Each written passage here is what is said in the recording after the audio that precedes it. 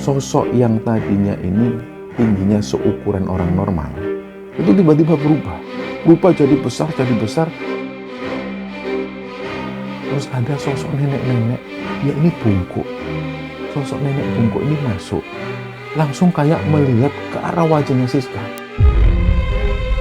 Di halaman rumah Bu Intan itu ditanam kepala kambing. Bahwa Bu Intan ini sengaja nyantet suami, nyantet supir, dan juga nyantet keponakan ini untuk melancarkan bisnisnya.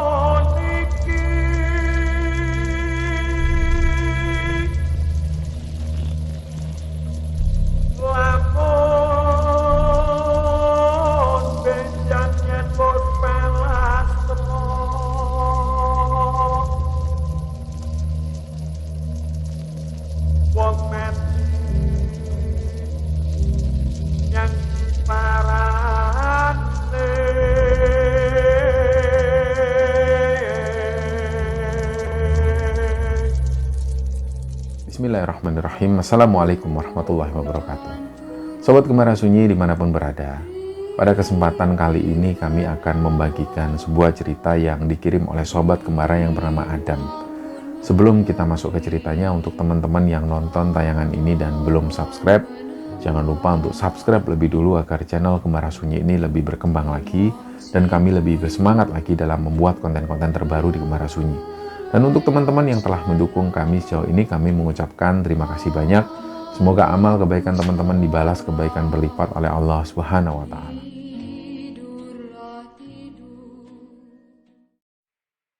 Ya, cerita yang akan kami ceritakan ini ceritanya dikirim oleh sobat kembara yang bernama Adam. Jadi Adam ini ingin menceritakan kejadian yang dulu pernah menimpa bapaknya sendiri. Bapaknya Adam ini namanya Rosyid. Jadi Adam ini tahu betul ketika dia tinggal di rumah itu bersama kedua orang tuanya. Dari kecil itu memang Pak Rosyid ini usahanya banyak. Ada loak besi, jual beli besi. Kadang juga bapaknya itu jual beli tanah, jual beli rumah. Pokoknya apapun itu selalu dijadikan usaha. Nah, Adam sendiri tinggal di rumah itu bersama adik perempuannya dan juga ibunya. Dalam perjalanan waktu, ketika Adam ini duduk di bangku kuliah, waktu itu Adam melihat bahwa hubungan kedua orang tuanya ini agak renggang. Jadi disitulah Adam ini sering melihat bapak dan ibunya itu sering bertengkar. Memang di saat yang bersamaan, Pak Rosyid itu sedang menjalin bisnis dengan seorang perempuan. Beliau ini juga janda, beranak 2, namanya Bu Intan. Nah, dari situlah Bu Intan dan Pak Rosyid ini intens banget. Mereka sering ketemu, sering berbisnis. Mungkin menurut Adam, mungkin ibunya ini merasa cemburu karena Pak Rosyid sering di luar rumah bersama Bu Intan itu. Akhirnya dari situlah mereka sering bertengkar, dan Adam ini terus terang waktu itu dia sering mengingatkan ke bapak dan ibunya supaya jangan bertengkar di depan anak-anak. Karena waktu itu adiknya Adam ini masih duduk di bangku SMP. Jadi dia takut nanti psikologis adiknya ini terganggu. Adam sendiri sudah terbiasa dengan itu. Jadi yang dia takutkan adalah adik perempuannya itu. Dan berjalannya waktu, beberapa tahun kemudian, mulailah di situ Adam ini melihat banyak sekali yang berubah dari ibunya itu. Yang awalnya ibunya ini selalu meladeni bapaknya, urusan makan, mandi, dan lain sebagainya. Tiba-tiba berhari-hari setelah itu, ibunya ini lebih sering ada di dalam kamar. Jadi kayak ogah-ogahan untuk menjalani kehidupan. Adam ini khawatir kalau sewaktu-waktu ibunya ini bisa depresi, maupun nanti yang ditakutkan Adam, jangan-jangan nanti ibu ini melakukan tindakan yang di luar nalar, misalnya bunuh diri. Ini benar-benar ditakutkan oleh Adam. Suatu ketika ibunya ini sempat cerita ke Adam, "Dam, itu yang tiap malam duduk-duduk di depan rumah itu siapa ya? Coba nanti kalau kamu nggak ngantuk, kamu bangun deh. Ibu ini kok setiap bangun malam jam 1 itu selalu melihat ada orang." Nah, menurut ibunya Adam itu, orang ini selalu berdiri persis di depan rumah. Dia pakai topi warna hitam, jadi yang kelihatan itu cuma bayangan hitam. Selalu di situ, kadang dia ini berdiri di bawah tiang listrik, kadang juga jalan, terus balik lagi, mondar-mandir seperti itu. Nah, Adam sendiri karena juga khawatir, dan waktu itu memang Pak Rosid sudah jarang pulang, bapaknya ini sudah jarang pulang. Jadi malam itu Adam memutuskan dia nggak tidur. Dia tunggu sampai sekitar jam 1. Dan di sekitar jam 1 lebih, dia dengar pintu kamar ibunya ini kebuka. Ternyata ibunya baru bangun. Ibunya sendiri waktu itu kaget ngelihat Adam kok belum tidur. "Loh, kamu kok belum tidur, nak?" "Iya, Bu, ini Adam ini mau memastikan yang dilihat ibu itu apa benar-benar dia ini mau rencana buruk ke kita atau gimana. Adam ingin memastikan." "Oh ya, kamu tungguin aja. Nanti jangan buat orangnya curiga." "Ya, Bu, tenang aja. Sudah, Ibu beraktivitas dulu." Nah, biasanya memang ibunya ini sholat malam. Dari situ akhirnya Adam duduk-duduk di ruang tamu. Dia sambil nungguin. Gak lama kemudian memang dia melihat ada sekelebatan bayangan hitam. Nah, Adam ini langsung berdiri dari tempat duduknya. Dia buka pintu rumah. Dia pastikan lagi. Dia noleh kanan kiri. Ternyata gak ada orang. Nah, jadi yang ada di pikiran Adam mungkin tadi sekelebatan bayangan hitam itu kelelawar yang lewat di bawah lampu. Jadi cahayanya hitam sekelebatan gitu. Jadi dia tetap berpikir positif. Gak lama setelah itu, setelah ibunya ini sholat, ibunya kembali tidur. Adam masih ada di sana. Dia masih nunggu sosok yang kata ibunya ini selalu mondar-mandir di sana. Sekitar jam 2 dini hari, barulah di situ Adam ngelihat tiba-tiba ada orang memang. Orang ini pakai topi kayak pakai jaket warna hitam. Pokoknya seluruhnya ini hitam, wajahnya pun nggak kelihatan. Dia ini berdiri persis di bawah tiang lampu sambil sesekali itu noleh ke arah rumah Adam. Nah, disitulah Adam memberanikan diri. Dia keluar dari rumah. Anehnya pas Adam ini keluar rumah, si orang ini sudah nggak ada lagi di bawah tiang listrik itu. Jadi Adam langsung buru-buru buka pagar. Dia keluar dan dia noleh di sepanjang gangnya ini. Dia nggak melihat keberadaan satu orang sama sekali. Jadi Adam ini kembali berpikir, kalau memang ini adalah manusia beneran, paling nggak dia sembunyi di daerah sini. Tapi di daerah situ nggak ada gang-gang yang masuk atau nggak ada rumah warga yang terbuka. Ini orang sembunyi di mana? Kalaupun dia harus berlari ke ujung gang, ini pasti Adam masih ngeliat. Jadi di situ Adam ini mulai ngerasa kok ada yang aneh. Dia masuk lagi ke dalam rumah. Keesokan harinya ibunya tanya, "Gimana, nak? Sudah lihat belum? Bener nggak kata ibu ada orang berdiri di depan rumah?" Adam juga menjelaskan, "Iya, Bu, memang benar." Tapi Adam sendiri belum bisa memastikan ini orang atau bukan. Dan ibunya semakin heran, "Loh, maksudmu gimana? Kan memang orang." "Enggak, Bu." Adam pun cerita ketika Adam ngejar, orang ini sudah nggak ada. Nggak masuk akal banget. Kalau memang ini orang beneran, dia pasti lari dan Adam pasti bisa melihat. Jadi berhari-hari setelah itu, Adam ini selalu nunggu kehadiran sosok laki-laki ini.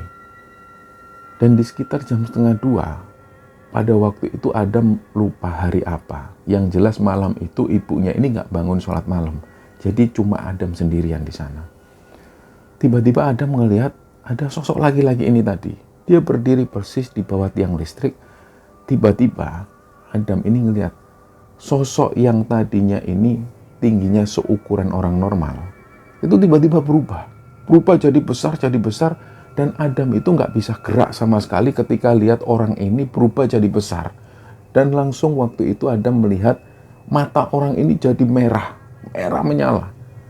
Jadi ketika ngelihat penampakan yang aneh ini, Adam itu langsung jatuh, badannya ini gemetaran, lemes semua. Karena dia nggak pernah melihat penampakan yang seserem ini. Nah, dia ini sambil merangkak menuju ke kamarnya. Tiba-tiba belum sampai kamar, Adam dengar ada suara gedoran pintu, dok, dok, dok. Nah, awalnya Adam berpikir kalau suaranya kenceng seperti ini, pasti nggak lama lagi ibu ini bangun. Atau mungkin adik perempuannya ini pasti bangun karena suaranya kenceng, duk, duk, duk, duk, duk, duk. Ternyata sampai hampir 2 menit, ibunya ini nggak bangun, adik perempuannya pun juga nggak bangun. Dan Adam ini sampai dalam kamar, Adam masih mendengar suara gedoran pintu ini, duk, duk, duk. Gak lama kemudian, suaranya ini berubah. Jadi kayak ada orang yang naik ke atas genteng, dok, dok, dok. Dan persis berhenti di atas kamarnya Adam. Nah, tiba-tiba kayak ini seolah-olah orang ini loncat. Duok. Jadi atap Adam itu kayak bener-bener diloncati oleh sosok yang tinggi besar. Karena suaranya itu kenceng banget. Belum. Sampai waktu itu Adam ini takut. Ini kalau kayak gini, genteng ini ambruk. Dia pun teriak-teriak ke ibunya. Bu, bu, tolong bu, ini suara apa bu? Suara apa bu? Barulah di situ ibunya keluar. Kenapa nak? Ada apa nak? Anehnya begitu ibunya ini bangun, suara ini sudah nggak terdengar lagi. Nah, di situ Adam ngomong ke ibunya, sebentar bu, barusan ada suara kenceng banget. Terus ibunya ini nungguin. Ditunggu lama sampai 5 menit. Ketika sudah nggak ada suara, Adam pun bilang ke ibunya, ya sudah ibu tidur aja lagi. Ya sudah ibu tidur ya. Ibunya pun tidur. Nah, berhari-hari kejadian seperti itu. Di satu sisi lain, bapaknya Adam, Pak Rosid ini jarang pulang. Dan ibunya curiga bahwa Pak Rosid ini sudah menjalin hubungan dengan Bu Intan itu. Akhirnya beberapa waktu kemudian ketika adiknya si Adam ini duduk di bangku SMA, di situ bapaknya ini semakin jarang pulang. Dan puncak-puncaknya ibunya Adam ini mengajukan cerai. Singkat cerita, karena Adam sudah nggak bisa mendamaikan kedua belah pihak, akhirnya kedua orang tuanya pun bercerai. Nah, setelah mereka berdua bercerai, ibunya ini sempat bilang ke Adam, apapun yang terjadi sama bapakmu, kamu harus tetap percaya, kamu harus tetap mendukung bapakmu. Untuk saat ini, kamu sama adikmu nggak usah ngurusi ibu. Ibu mau pulang ke orang tua ibu di Sumedang. Jadi memang ibunya Adam ini aslinya dari Sumedang. Dan ketika ibunya ngomong seperti itu, Adam pun juga nggak bisa melarang. Singkat cerita, ibunya pun pulang kembali ke Sumedang. Dan berhari-hari setelah itu, bapaknya ini juga jarang pulang. Nah, suatu kali Pak Rosid ini pulang ke rumah. Pak Rosid bilang, Dam, bapak sama ibu ini sudah cerai. Sekarang kamu harus tanggung jawab sama adikmu. Karena bapak banyak yang harus bapak urusi. Ini bisnisnya bapak ini beberapa sudah ada yang kolab. Jadi rumah-rumah bapak ini sudah dijual untuk nambal biaya-biaya yang bisa dikatakan bangkrut ini. Jadi satu-satunya harta peninggalan bapak ya cuma rumah ini. Jadi kamu jaga betul rumah ini, tapi nanti kalau satu saat bapak butuh, kamu harus siap ya merelakan rumah ini. Nah, di situ Adam ini ada perasaan jengkel juga dengan bapaknya, karena dia mengingat kesalahan-kesalahan bapaknya pada ibunya waktu itu. Nah, Adam ini cuma diem. Dia sendiri juga berharap semoga rumah yang ditempati Adam dan adiknya itu nggak ikut-ikutan kejual. Karena memang waktu itu bisnis bapaknya ini kolab.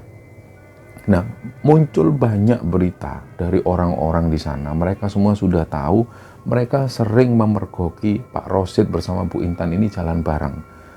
Bahkan waktu itu mereka menyimpulkan kalau Pak Rosid ini selingkuh. Ketika itu Adam juga merasa malu dengan orang-orang kampung. Bahkan Adam sempat ketemu dengan teman kuliahnya. Mereka ini melihat Pak Rosid dengan Bu Intan itu memasuki kawasan hiburan. Mereka masuk di ruang karaoke berduaan. Nah, Adam ini malu melihat kelakuan bapaknya seperti itu. Dan setelah bapaknya ini pulang ke rumah, pada satu kesempatan Adam coba ngobrol secara laki-laki dengan laki-laki. Adam menjelaskan, Pak, Bapak nggak bisa kayak gini terus. Kalau memang Bapak itu punya hubungan dengan Bu Intan, Bapak nikahi Bu Intan. Aku malu, Pak, sama teman-teman. Nah, waktu itu Pak Rosyid ini menjelaskan ke Adam, kamu itu salah paham, nak. Bapak ini sebenarnya sudah nikah sama Bu Intan, cuma nikahnya siri, nggak ada rame-rame apapun. Terus di situ mendengar hal ini, Adam ini diem. Dia nggak mau menanggapi lagi, dia langsung masuk kamar. Nah, beberapa bulan setelah Adam ngobrol dengan bapaknya, dia sudah jarang lagi ketemu. Kalaupun bapaknya ini pulang, beliau selalu pulang di malam hari. Pagi hari sebelum Adam ini bangun, bapaknya sudah keluar lagi. Nah, selalu seperti itu. Sampai tiba-tiba bapaknya ini pulang ke rumah. Terus beliau itu mengeluh sakit di bagian perut. Beliau ini selalu megang perut di bagian kanan. Nah, Adam sendiri bilang, ya sudah, ayo Bapak ke rumah sakit. Ternyata menurut Pak Rosyid, beliau ini sudah ke rumah sakit berulang kali. Tapi Pak Rosyid ini bingung, karena menurut keterangan dari rumah sakit, sakitnya ini selalu berubah-ubah. Di rumah sakit A katakan, karena tidak puas, Pak Rosyid menuju ke rumah sakit yang lain. Ketika ada di rumah sakit B katakan, rumah sakit B menyatakan bahwa Pak Rosyid itu sakit di area livernya. Livernya itu ada yang bengkak. Nah, semakin nggak puas lah Pak Rosyid ini, dia berkunjung ke rumah sakit yang lain. Di rumah sakit C menyatakan bahwa Pak Rosyid itu mengalami sakit di area-area ususnya ada yang bengkak. Jadi selalu berbeda-beda diagnosis dari rumah sakit ini. Pada akhirnya Pak Rosyid ini mengalami stres. Dia sendiri bingung dengan sakitnya itu karena dia merasa sakitnya ini juga sering pindah-pindah. Kadang di bagian perut sebelah kanan, kadang di bagian tengah. Jadi dia sendiri juga bingung. Akhirnya dia pulang. Dia bilang ke anaknya, Adam itu, dia pengen dirawat di rumah. Nah, Adam sendiri juga nggak punya waktu untuk ngerawat bapaknya itu. Selain daripada itu, memang Adam ini sudah jengkel dengan bapaknya ini. Jadi selama bapaknya ini dirawat di rumah, yang merawat ini adalah adiknya Adam yang namanya Siska itu. Nah, setiap kali si Adam ini pulang, dia melihat Siska itu betapa dia ini sangat sayang kepada bapaknya. Meskipun Siska itu tahu bahwa kelakuan bapaknya ini seperti apa. Tapi seolah-olah kayak Siska ini sudah memaafkan semua. Dirawat dengan betul bapaknya itu. Sampai kemudian Bu Intan ini datang. Bu Intan datang dan ngajak ngobrol Adam dan juga Siska. Waktu itu Adam melihat Siska ini hanya menunduk, sama sekali nggak melihat ke arah Bu Intan. Bu Intan ini menjelaskan, kalian jangan salah paham. Ibu ini juga punya 2 orang anak yang usianya hampir sama dengan kamu, Dam. Nah, Bu Intan itu kelihatan baik sekali memang. Terus Bu Intan ini menjelaskan, Bapak itu sudah mau menjual rumah ini karena usahanya yang ada di luar kota, yang gudang disewakan itu sudah bangkrut. Nah, untuk menambal kebangkrutannya dan juga hutang-hutangnya, Bapak minta supaya rumah ini dijual.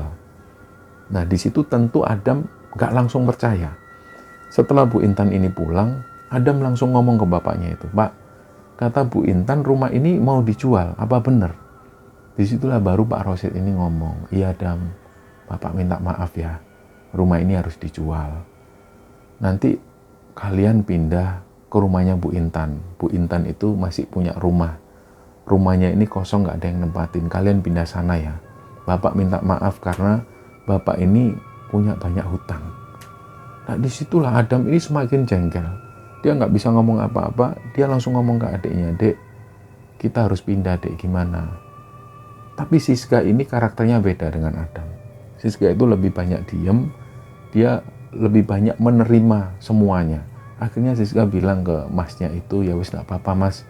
Ya mungkin memang bapak ini benar-benar bangkrut. Nah, akhirnya singkat cerita rumah ini dijual. Pak Rosyid itu dibawa ke rumah sakit. Beliau dirawat di sana. Sedangkan Adam dan Siska menempati rumah Bu Intan. Rumah Bu Intan ini jauh dari keramaian. Rumahnya itu ada di sebuah perkampungan. Dan di kampung ini jarak dari satu rumah ke rumah yang lain itu agak berjauhan. Nggak jauh dari sana itu sudah didirikan perumahan. Nah, Adam ini berpikir mungkin nggak lama lagi di sini ini sudah rame. Jadi dia mulai menempati rumah itu. Ketika pertama kali menempati rumah ini, inilah yang dirasa Adam itu aneh. Orang-orang di sekitar sana, yang rumahnya nggak jauh dari rumah yang ditempati Adam itu, ketika melewati rumah itu, mereka ini selalu melihat dengan raut wajah yang heran. Dan setelah mereka memandang secara heran, mereka itu langsung negur Adam. Mas, masih siapa namanya? Apanya Bu Intan? Mereka selalu tanya gitu. Karena warga di sana taunya rumah ini adalah rumah Bu Intan. Mereka tanya, apanya Bu Intan? Lah Adam selalu menjawab, oh saya saudaranya Bu Intan. Oh ya, kalau butuh apa-apa hubungi saya aja mas. Di sini ada warung, terus kalau butuh makan agak jauh ada warung yang enak. Jadi tetangga di sana ini juga baik-baik. Tapi memang awalnya ketika melihat keberadaan Adam di sana, mereka selalu memandang dengan pandangan yang aneh atau heran. Nah, keesokan harinya ada juga ibu-ibu. Ibu-ibu ini kebetulan mau berangkat ke pasar dan Adam ini mau berangkat ke kampus. Dia ngeluarin motor dipanasin. Ada ibu-ibu yang baru mau berangkat ke pasar. Beliau ini awalnya itu jalannya cepat. Adam sudah melihat orang ini sudah jalan dari kejauhan. Begitu mendekat ke arah rumah itu, beliau ini memperlambat jalannya. Langsung melihat ke arah Adam itu sambil agak kaget. Terus otomatis ibu-ibu ini menyapa Adam. Mas, pagi mas. Oh pagi bu. Loh masnya ini apanya Bu Intan ya? Selalu tanya seperti itu. Oh saya saudaranya Bu Intan. Saya tinggal di sini sama adik saya. Oh gitu ya mas. Rumah saya di sana mas. Kalau butuh apa-apa hubungi saya aja. Oh ya bu, terima kasih bu. Nah selalu seperti itu ketika ketemu tetangga. Nah di malam kedua ketika Adam tinggal di sana, tiba-tiba adiknya ini yang namanya Siska itu, dia itu badannya panas dingin. Badannya panas dingin dan matanya itu nggak bisa buka. Matanya selalu terpejam. Karena Adam ini khawatir, dia langsung bawa adiknya itu ke klinik yang dekat-dekat sana. Setelah dibawa klinik, disuntik sesuatu oleh pihak klinik itu, dan badannya ini sudah mulai normal kembali. Dibawa kembali pulang ke sana. Nah ternyata keesokan harinya Adam yang merasakan hal seperti itu. Badannya itu panas dingin. Matanya Adam ini nggak bisa buka. Nah, Adam itu masih ingat bahwa adiknya ini masih sakit. Dia bingung waktu itu, badannya panas dingin. Sampai-sampai waktu itu dia ini sempat hilang kesadaran. Karena saking panasnya suhu tubuhnya Adam, dia sampai sempat hilang kesadaran. Baru bangun-bangun, dia mendengar ada adzan subuh. Begitu adzan subuh berkumandang, tubuh Adam ini kembali normal. Dia bisa buka mata, dia langsung menuju keluar. Dia segarkan badannya itu. Setelah badannya ini kena matahari, dia masuk lagi. Dia ngelihat kondisi adiknya. Ternyata adiknya ini masih lemes. Ditanyalah oleh Adam, Dek, maaf ya dek, Mas semalam itu juga badannya panas dingin. Terus disinilah si Siska itu cerita ke Adam, Mas, aku takut mas tinggal di sini mas. Loh kenapa memangnya? Barulah di situ Siska ini cerita. Di malam kedua, Siska itu pintunya ini dibuka, pintu kamarnya. Terus ada sosok nenek-nenek, dia ini bungkuk. Sosok nenek bungkuk ini masuk. Langsung kayak melihat ke arah wajahnya Siska. Kayak dia ini memperhatikan terus ke arah Siska. Siska ini takut, ini nenek-nenek masuk dari mana? Kok tiba-tiba dia masuk ke kamarku dan wajahnya itu agak lebam-lebam. Nah karena saking takutnya si Siska ini, dia nggak bisa ngomong apapun. Sampai-sampai badannya itu cuma kaku. Dan setelah ngelihat itu, sosok nenek bungkuk ini kembali keluar dari kamarnya Siska. Nah nggak lama setelah itu, ada lagi sosok tinggi besar hitam. Yang dilihat Siska itu hanyalah mata merah yang menyala. Dan akhirnya seketika itu juga badan Siska ini panas dingin. Nah mendengar cerita dari adiknya itu, Adam langsung agak bingung juga. Karena setahu Adam, Siska ini nggak pernah mengalami kejadian horor semacam ini. Jadi baru pertama kali itu Siska itu cerita kejadian horor. Selama ini menurut Adam, Siska itu nggak pernah cerita-cerita hal semacam itu. Dan dari situ Adam mulai berpikir, ini kenapa? Apakah ada hubungannya dengan yang lain? atau memang ada yang nggak suka dengan bapak, mungkin rekan bisnisnya bapak. Jadi yang Adam pikirkan seperti itu. Nah, beberapa waktu kemudian adiknya ini lebih memilih tidur di rumah neneknya. Rumah neneknya ini agak jauh. Jadi rumah neneknya Siska dan Adam itu bukan nenek dari ibunya, tapi nenek dari bapaknya.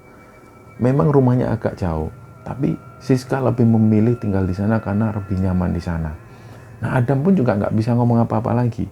Dia masih tetap tinggal di rumah itu, di rumah Bu Intan itu, karena dia kejar rumah itu dekat dengan kampusnya. Nah, jadi malam selanjutnya, Adam ini sendirian di sana. Dia tidur sendirian.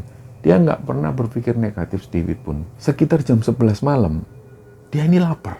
Adam itu lapar. Dia menuju ke dapur, dilihat ternyata persediaan mie instan sudah habis. Nah, otomatis dia ngeluarin motor. Begitu motor dikeluarin, pagar ini belum dibuka. Dia masih masuk lagi, mau ambil dompet. Terus pas Adam mau menuju keluar, dia melihat ada sosok laki-laki yang berdiri di depan rumah. Nah, sosok laki-laki ini adalah sosok yang dulu pernah ditemui Adam di rumah yang lama, ketika masih ada ibunya itu. Sosok ini cuma terlihat hitam. Nah, yang Adam takutkan, sosok ini pernah berubah jadi sosok hitam tinggi besar. Jadi Adam cuma terdiam, dan sosok ini juga diam. Dan hanya seperberapa detik kemudian, sosok ini benar-benar berubah jadi sosok yang hitam besar. Dan hanya kelihatan mata merah. Langkah kakinya ini kayak melangkahi rumahnya Adam. Langkahnya besar banget. Sampai-sampai Adam waktu itu ngelihat kaki sosok ini, itu tingginya setinggi atap rumah. Melihat kejadian yang serem itu, Adam ini langsung jatuh. Dia merangkak lagi masuk dalam rumah. Begitu pintu rumah ini dikunci, Adam dengar ada yang gedor-gedor suara pintu. Dok, dok, dok. Nah, di situ Adam ini sudah nggak bisa minta tolong ke siapa-siapa. Dia masuk ke kamar.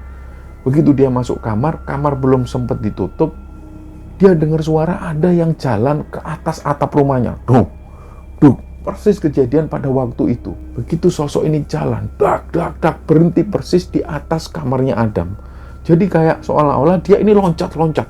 Beruak, beruak. Kalau seandainya ini adalah orang beneran, tentu atap ini sudah hancur. Pasti sudah jebol. Adam ini agak berpikir gak masuk akal. Dengan suara sekencang ini, sekeras ini, seharusnya atap rumahnya ini ambrol. Tapi itu enggak. Dia hanya mendengar suara keras ini, benturan keras itu, tapi atap ini enggak ambrol. Nah, kejadian itu terjadi hampir 5 menitan. Barulah Adam ini bisa menghubungi salah satu teman kampusnya. Dia telepon, dia bilang temannya itu disuruh menuju ke rumahnya. Nah, sampai setengah jam kemudian barulah temannya ini datang. Posisi temannya waktu itu kayak kelihatan baru bangun tidur. Ternyata benar ketika Adam tanya, temannya ini sudah tidur sebenarnya. Karena temannya khawatir, waktu itu Adam teleponnya dengan tergopoh-gopoh, dia ketakutan. Temannya ini langsung beranjak dari tempat tidurnya menuju ke rumah Adam itu. Nah, Adam cerita semuanya ke temannya ini. Jadi semalaman itu Adam ditemani oleh teman kuliahnya itu. Pagi harinya mereka berangkat menuju ke kampus. Nah, malam itu Adam ini nggak berani tidur di rumah itu.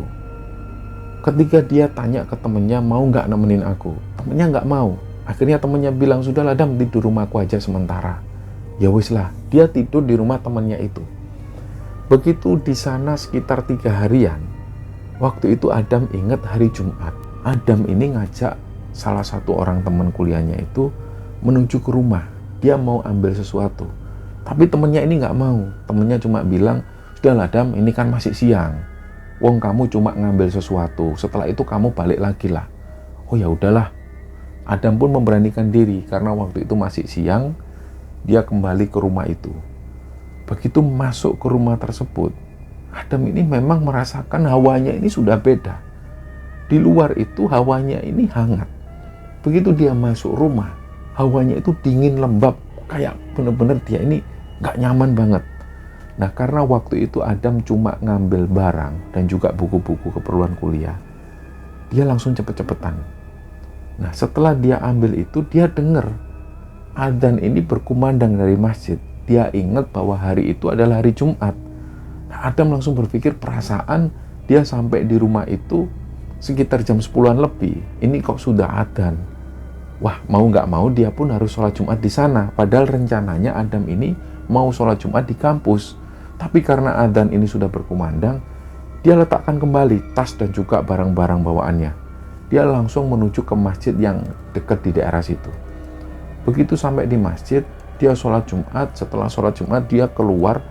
Di luar masjid itu, banyak sekali jajanan-jajanan. Ada orang jual batagor, orang jual sumai, jual es dan lain sebagainya.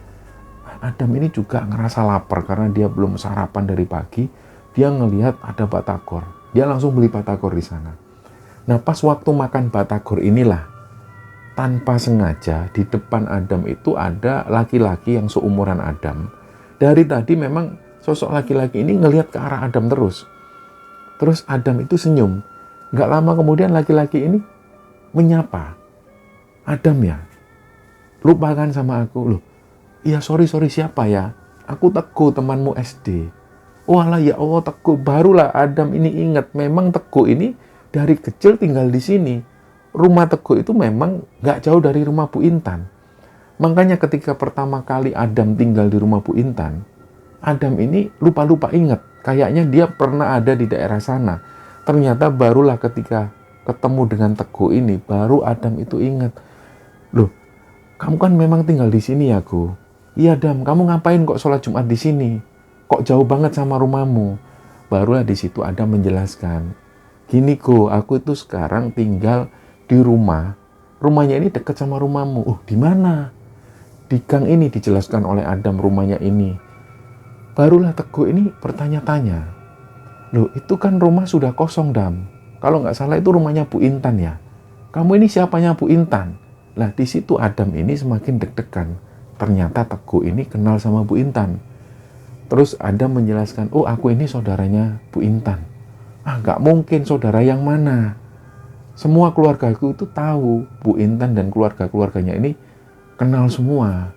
Perasaan kamu nggak pernah kalau hari raya ke sana. Kok kamu baru bilang kalau kamu saudaranya Bu Intan? Di situ Adam sudah nggak bisa menyangkal. Adam menjelaskan, diceritakan dari awal bahwa bapaknya itu punya hubungan dengan Bu Intan. Barulah Teguh ini paham. Oh gitu, Dam. Oke, Dam. Tapi dari situ Adam ini ngelihat kok ada yang aneh dari gelagat Teguh ini. Setelah mereka makan batagor, Adam sengaja bayari si Teguh ini. Biar aku yang bayar, Go. Setelah itu mereka jalan bareng. Nah, ternyata tiba-tiba di situ Teguh ini cerita. Dam, aku boleh cerita nggak, Dam? Tapi ini kamu percaya boleh, nggak percaya juga boleh. Nah, mereka memilih sebuah tempat di sebelah kali. Mereka berdua duduk di sana dan Teguh ini cerita semua. Adam tahu bahwa Teguh ini memang dari kecil tinggal di sana dan dia tahu betul Bu Intan dan keluarganya seperti apa. Dari Teguh inilah Adam jadi tahu. Dulu rumah itu ditempati oleh Bu Intan dan juga keluarganya. Bu Intan punya 2 orang anak dan suaminya juga tinggal di sana. Nah, selama Bu Intan ini punya bisnis sendiri, suami Bu Intan itu selalu sakit-sakitan dan sakitnya itu selalu misterius. Ketika dibawa ke rumah sakit, sakitnya itu nggak bisa didiagnosis. Sampai pada akhirnya suami Bu Intan ini meninggal di rumah itu. Nah, setelah itu orang-orang ini nggak curiga sama sekali. Tiba-tiba nggak lama kemudian, sopir Bu Intan ini juga mengalami sakit yang misterius dan meninggal saat mau mengantarkan Bu Intan. Nah, konon kabarnya ada yang pernah melihat tukang bangunan yang pernah merenovasi rumah Bu Intan itu. Mereka ini ngomong ke tetangga-tetangga yang ada di sana bahwa pada saat renovasi, di halaman rumah Bu Intan itu ditanam kepala kambing. Dan beberapa yang lain itu juga pernah ditanam kepala kambing. Salah satunya adalah di kamar depan dan satu lagi di kamar belakang. Nah, nggak tahu tujuannya apa Bu Intan menanam kepala kambing itu. Tapi yang jelas, setelah rumah Bu Intan ini direnovasi, suami Bu Intan itu jatuh sakit dan meninggal. Nggak lama setelah itu, sopir Bu Intan pun juga jatuh sakit dan meninggal. Nggak jauh dari sana, keponakan Bu Intan ini juga mengalami sakit yang sama dan meninggal pada saat dia tinggal di sana. Jadi, keponakan Bu Intan itu adalah keponakan dari luar kota yang dia sengaja datang ke sana untuk kuliah. Jadi selama dia kuliah di sana, dia tinggal di rumah Bu Intan itu. Tapi nggak lama, baru semester 2, dia sudah mengalami sakit misterius dan meninggal.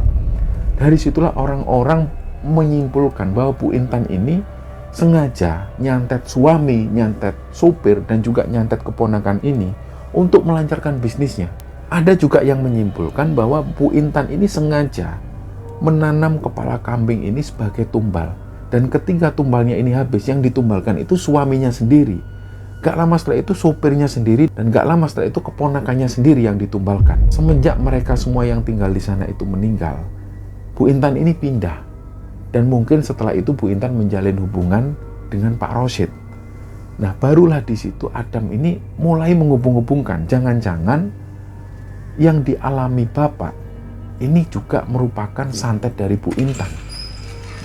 Mulai dari situ Adam ini mulai penasaran. Terus Adam ini ingat lagi bahwa waktu itu Siska, adiknya ini pernah bilang bahwa dia nggak kerasan tinggal di rumah itu. Dia takut, sering didatengin sosok yang aneh-aneh. Mungkin rumah ini sengaja dibuat seperti itu. Jadi siapapun yang tinggal di sana ini selalu dihantui sosok-sosok aneh. Dan mungkin tujuan Bu Intan menyuruh Adam dan juga Siska tinggal di sana, ini jangan-jangan supaya Adam dan Siska ini ke depannya mau ditumbalkan. Jadi di situ Adam ini sudah mulai jengkel. Dia langsung percaya dengan apa yang dikatakan oleh Teguh. Nggak lama setelah itu Adam kembali ke rumah itu. Dia beresilah semua barang-barang, dia beresi. Dia langsung menuju ke rumah sakit menemui bapaknya. Dan begitu Adam ini ngobrol dengan bapaknya itu, bapaknya nggak percaya. Bapaknya ini cuma bilang, "Dam, kamu dapat cerita ini dari mana, Dam?" "Dari temanku, Pak. Dia sudah tinggal lama di sana. Dia tahu betul Bu Intan itu seperti apa. Suami Bu Intan itu ditumbalkan. Bapak mau ditumbalkan seperti mantan suaminya itu." Terus Pak Rosid ini menanggapi kata-kata Adam itu dengan santai. "Dam, Bapak kayak gini itu karena sakit Bapak sendiri. Gaya hidup Bapak dulu itu memang gak karu-karuan. Makannya itu gak dijaga. Bapak juga sering minum minuman keras. Dan Bapak ini sering begadang, jadi Bapak sakit ya seperti ini. Bukan karena mau ditumbalkan sama Bu Intan, bukan. Bu Intan itu banyak bantu, Dam. Buktinya sekarang ketika rumah Bapak dijual, kamu sama adikmu menempati rumah itu. Pak, rumah itu rumah kutukan." Adam cerita, dari awal Adam menempati rumah itu bersama Siska, orang-orang di sana itu selalu memandang aneh ke arah Adam. Ternyata barulah Adam tahu di rumah itu sudah ditanam kepala kambing. Dan masing-masing itu satu, di depan halaman rumah itu satu. Di kamar depan satu dan di kamar belakang satu. Apa kalau tujuannya nggak seperti itu? Nah, dari situ Pak Rosid tetap nggak percaya. Sampai pada akhirnya Adam mengeluarkan satu statement. Bahwa di situ Adam sudah nggak mau lagi ikut campur dan Adam ini pengen ngekos. Karena adiknya sudah tinggal bersama neneknya, Adam sudah memutuskan dia pengen ngekos. Toh juga kuliah Adam ini tinggal sebentar lagi. Dari situ bapaknya pun menyetujui, ya sudah kalau memang kamu mau seperti itu. Nah, dari situ Adam langsung ngekos. Begitu Adam ngekos, dia ngerasa lebih tenang, lebih santai. Dan 1 bulan setelah itu dia mendapat kabar bahwa bapaknya ini meninggal. Nah, setelah bapaknya meninggal dimakamkan seperti biasa, dan waktu itu ibunya Adam dari Sumedang ini juga datang mengantarkan kepergian bapaknya Adam itu. Setelah bapaknya ini dimakamkan, Adam kembali ke kos-kosan. Jadi nggak ada seperti tahlilan dan lain sebagainya. Nah, tiba-tiba di hari ketiga, Adam ini mimpi bapaknya itu ditandu oleh orang-orang kerdil. Terus bapaknya itu minta tolong, dari matanya itu kelihatan kalau bapaknya ini ngasih kode ke Adam kayak minta tolong. Terus Adam itu mendekat, ngejar rombongan yang ngangkut bapaknya itu. Nah, terus Adam tanya, "Pak, kenapa? Mau ngomong apa? Bapaknya ini sambil noleh. Dan pas waktu noleh ini juga kesusahan. Bapaknya bilang, "Dam, Bapak ini ada yang bunuh, Dam. Bapak ada yang bunuh, Dam." "Siapa yang bunuh Bapak? Siapa yang bunuh Bapak?" Intan, Bu Intan. Bapaknya ngomong seperti itu dan Adam langsung berhenti. Seketika itu juga rombongan yang bawa bapaknya ini langsung melaju dengan cepat banget, terus tiba-tiba menghilang. Ketika Adam ini bangun, Adam itu ngos-ngosan. Keringatnya ini bercucuran. Adam mengingat betul kata-kata dari bapaknya itu bahwa yang bunuh bapaknya ini adalah Bu Intan. Nah, di satu sisi lain Adam ini juga bingung, terus gimana cara membuktikan ini? Apalagi ilmu semacam ini juga nggak bisa dibuktikan. Mau dibawa kemana? Jadi Adam juga bingung. Akhirnya dia ini minta tolong bantuan ke beberapa temannya. Ada teman kuliah Adam itu yang kenal dengan paranormal yang canggih. Dia minta tolong diperlihatkan bagaimana sosok Bu Intan ini. Jadi Adam itu menunjukkan foto Bu Intan ke sosok paranormal ini. Dan si paranormal ini bilang, waduh mas, gawat ini mas. Si paranormal ini kayak seolah-olah ngomong bahwa Bu Intan ini luar biasa kejam. Di rumah Bu Intan itu yang dilihat oleh paranormal tersebut, ini semacam gua. Gua ini ditinggali oleh ular raksasa.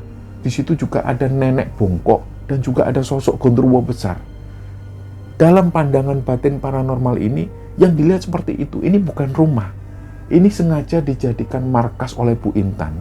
Jadi ketika Bu Intan mau menyantet siapapun atau menumbalkan siapapun, Bu Intan selalu melakukan ritualnya di sini. Bahkan paranormal ini juga menjelaskan ada ruangan khusus di belakang, posisinya persis di seberang toilet.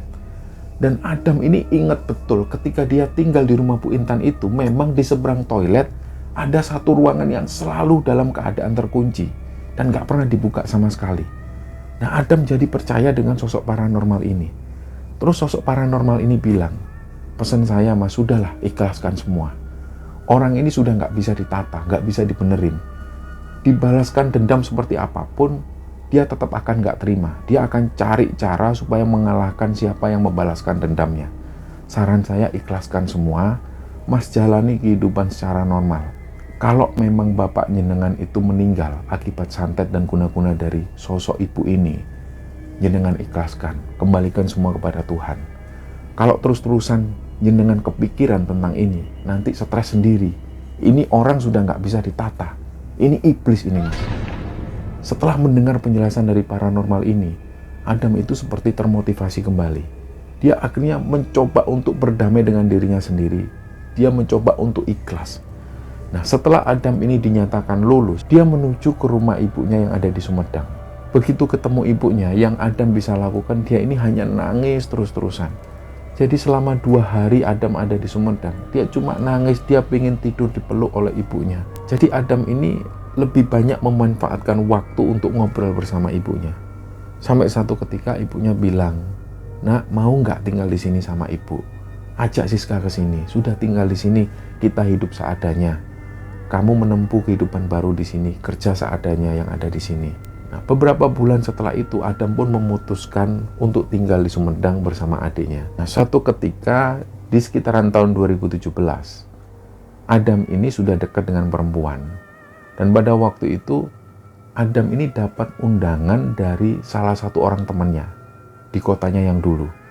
Dia sengaja membawa calon istrinya itu menuju ke sana. Ya, paling tidak Adam ini ingin menjelaskan, ini loh, aku dulu tinggal di sini, sekolahku di sini, kampusku di sini. Dia ingin menceritakan itu karena calon istrinya memang orang asli Sumedang. Nah, begitu ada di sana, sebelum menuju ke lokasi pernikahan itu, Adam sengaja menuju ke kampungnya. Ditunjukkan ke calon istrinya itu, aku dulu tinggal di sini, ini rumahku. Begitu Adam di sana, Adam melihat ada 2 sepeda motor yang terparkir di depan rumah Adam. Nah, Adam cuma berpikir ya mungkin karena rumah ini sudah dijual, sudah ditempatin orang lain. Nah, nggak lama setelah itu Adam ketemu dengan tetangganya. Dia disapa, loh Mas Adam, ya ampun nggak pernah kesini. Iya Bu, saya sekarang di Sumedang. Iya tahu Ibu dengar. Terus Adam ini tiba-tiba dikasih informasi, tetangga-tetangga ini keluar semua. Mas Adam tahu nggak yang nemati rumah Mas Adam dulu siapa? Loh siapa Bu? Ya itu Bu Intan itu, perempuan gila itu. Masa Bu Intan tinggal sini? Kan katanya rumah ini sudah dijual. Alah kalau nggak percaya sampean lihat itu Mas. Itu Bu Intan yang tinggal sama 2 orang anaknya. Adam itu jadi deg-degan. Ya Allah, ternyata selama ini Bu Intan ini bohong. Bahwa bapaknya itu bangkrut dan lain sebagainya, rumah harus dijual. Selama ini Bu Intan ini menipu bapaknya. Sampai pada akhirnya rumah ini pun juga ditempati oleh Bu Intan dan 2 orang anaknya. Mendengar cerita dari tetangga-tetangga tentang fakta itu, Adam ini sudah nggak bisa berkata-kata apalagi, dia hanya diam dan hanya bisa sedih dalam hatinya.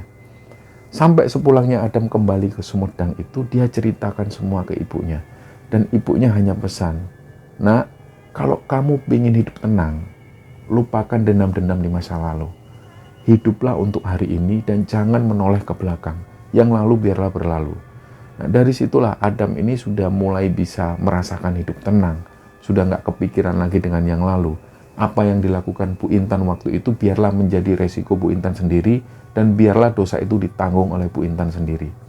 Nah, cerita inilah teman-teman yang dibagikan oleh Adam kepada Kembara Sunyi, dan semoga kalian semua terhibur dengan cerita yang kami sampaikan, dan lebih-lebih semoga kisah ini bisa kita ambil hikmah dan bisa kita ambil pelajaran di dalamnya. Mohon maaf kalau ada salah-salah kata. Wassalamualaikum warahmatullahi wabarakatuh.